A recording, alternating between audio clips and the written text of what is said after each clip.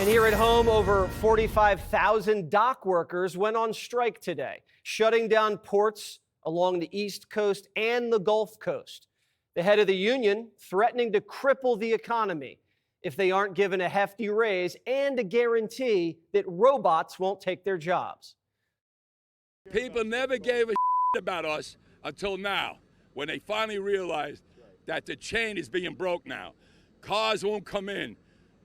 Food won't come in. Clothing won't come in. You know how many people depend on our jobs? Half the world. And it's time for them and time for Washington to put so much pressure on them to take care of us, because we took care of them. And we're here 135 years and brought them where they are today, and they don't want to share. And I'm done. American consumers will see shortages and high prices of coffee, fruit, foreign cars, chocolate, alcohol, and many other products, as long as this contract dispute isn't settled.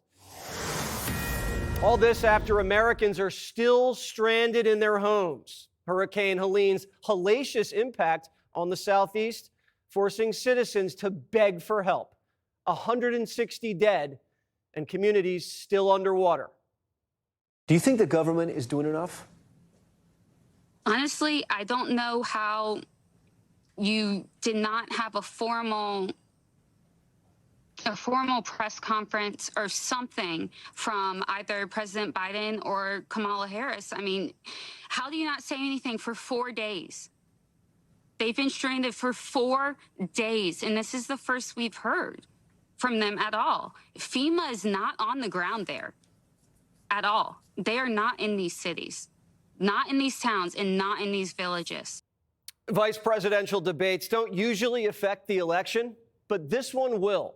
It's an extremely tight race, and it's the last time both campaigns get the chance to define each other in front of millions, all in the backdrop of strikes, wars, and natural disasters.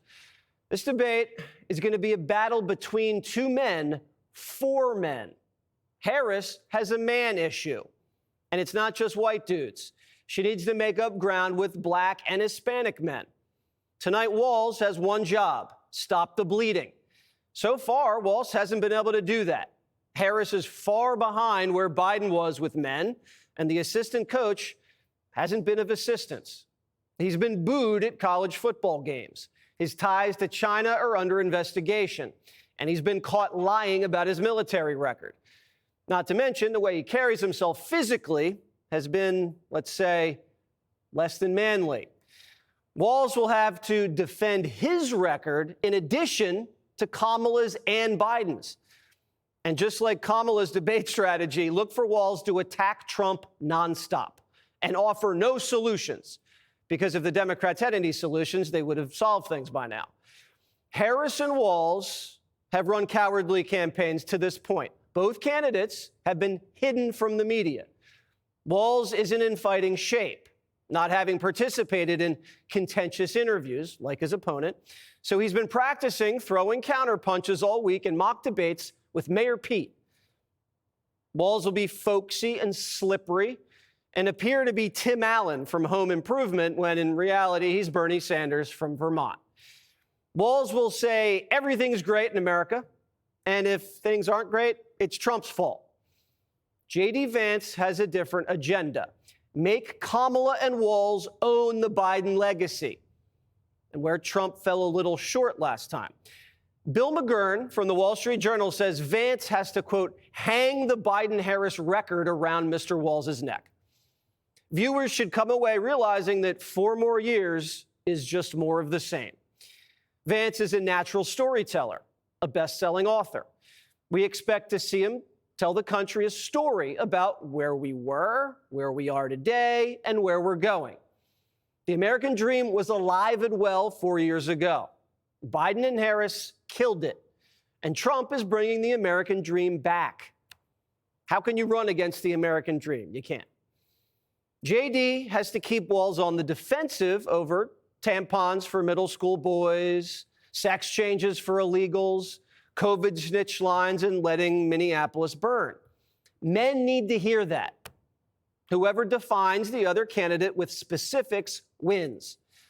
The debate will be moderated by CBS anchors Margaret Brennan and Norah O'Donnell, Trump haters who covered up the laptop and blamed Trump for not getting shot. Now, we'd like to see Vance discredit the moderators early and demonstrate that the American First movement is running against a rigged system. But arguing with women is never a good idea, so J.D. Vance has to tread carefully, kind of like I do with Jessica on the 5. Walz is going to try to make this whole debate about Trump. Vance has to make it about Biden and Kamala. And by doing that, make the debate about you. Biden and Harris are the incumbents, and they've hurt you. They're promising to fix the problems they created, but won't reveal how. You can't trust somebody like that. The mics will be hot, so Vance has to turn to Walz and pin him down. Is Bidenomics working? Look around in the Mideast. Is the Biden doctrine working? How are you different than Joe Biden? Do that. Just don't talk about cats, whatever you do. Talk about life in America. A corrupt system that's closed our ports and opened our borders, brought wars, crime, and inflation. A political class that's turned its back on you when you needed it the most. Hurricane Helene, Maui, and East Palestine. The fundamentals of the race strongly favor the Republican Party. But as we've seen in the last 2 debates, anything can happen.